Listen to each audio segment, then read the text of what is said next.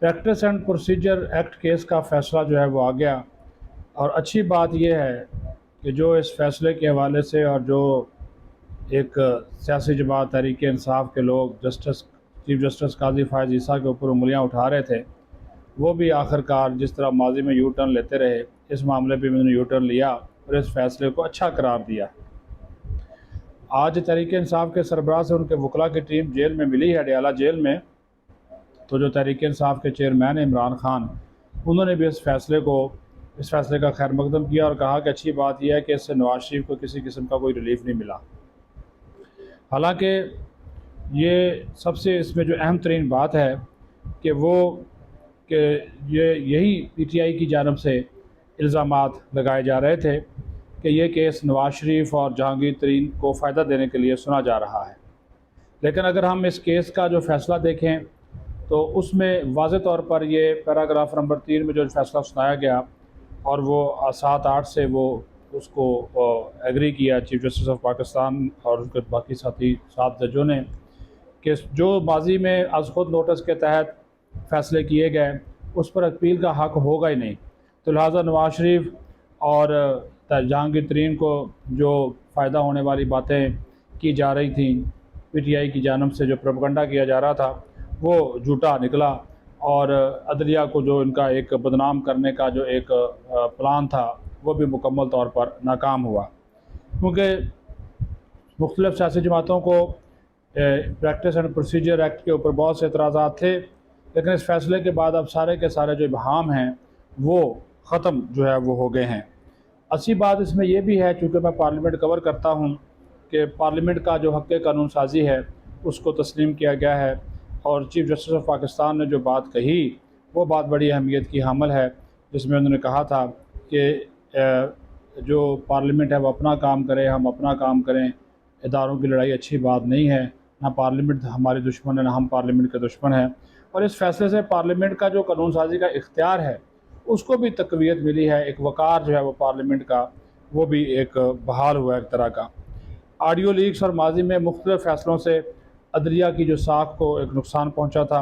काजी फ़ायज़ ईसा के chief justice बनने के बाद अब ये जो फ़ैसला आया है इससे जो है वो लोगों का जो अदलिया के ऊपर एतमाद है वो भी बढ़ेगा और अदलिया का जो एहतराम है वो भी बहाल होगा। अब जो साबिक़ चीफ जस्टिस है उमर अता बंदयाल, आपने देखा कि उनके दौर में अदालतें तकसीम थीं, पसंद नापसंद की बुनियाद के ऊपर बेंचेस बनाए जाते थे और लोगों को फ़ैसला आने से पहले पता होता था, बेंच देखकर लोग फ़ैसले बता देते थे कि ये फ़ैसला आएगा। तो वो ये पिक एंड चूज़ करते थे और उनके दौर में तो बाकायदा तौर पर जो है वो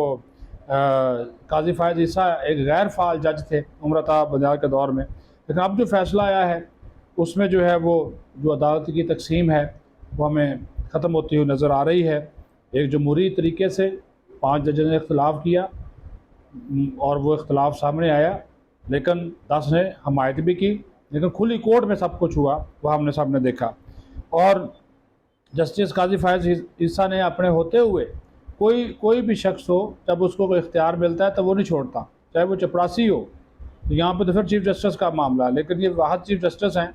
जिन्होंने आते हुए कहा कि मैं बखुशी अपने जो इख्तियारात है वो छोड़ रहा हूँ और उसमें कमी कर रहा हूँ।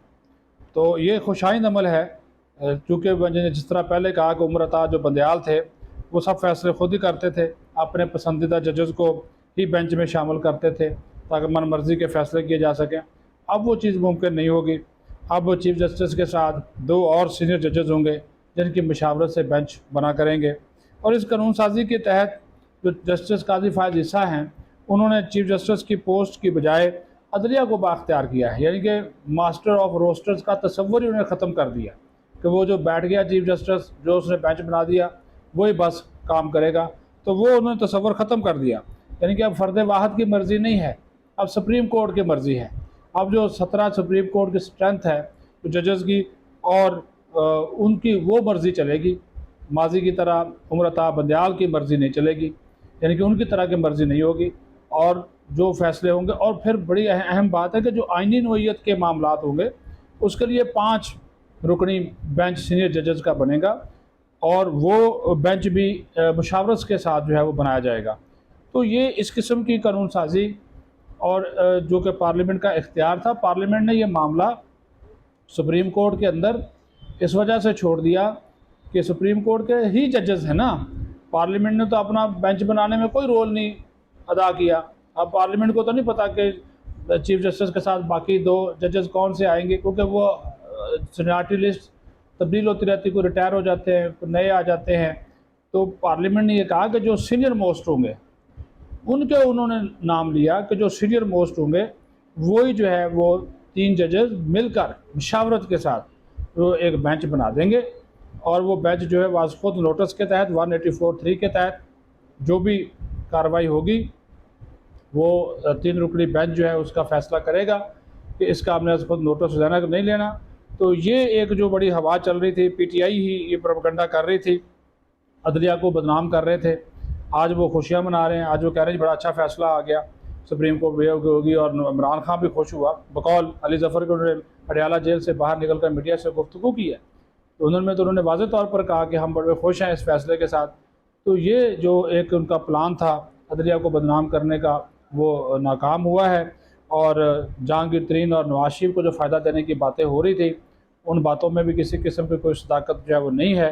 तो इस तरह अब जो अदालती एक तकसीम थी वो ख़त्म हो गई, फ़र्द वाहद का किरदार ख़त्म होगा, वो जो मास्टर ऑफ रोस्टर वाली बातें हो रही थी वो ख़त्म हो गई। तो ये खुशाइन बात है कि चीज़ें जो है वो बेहतर समत में जो है वो आगे बढ़ रही हैं, और चीफ जस्टिस काजी फ़ायज़ ईसा जो है वो ख़ुद अपने इख्तियारात में कमी के लिए भी तैयार हुए हैं। अपना ख्याल रखें, बहुत शुक्रिया।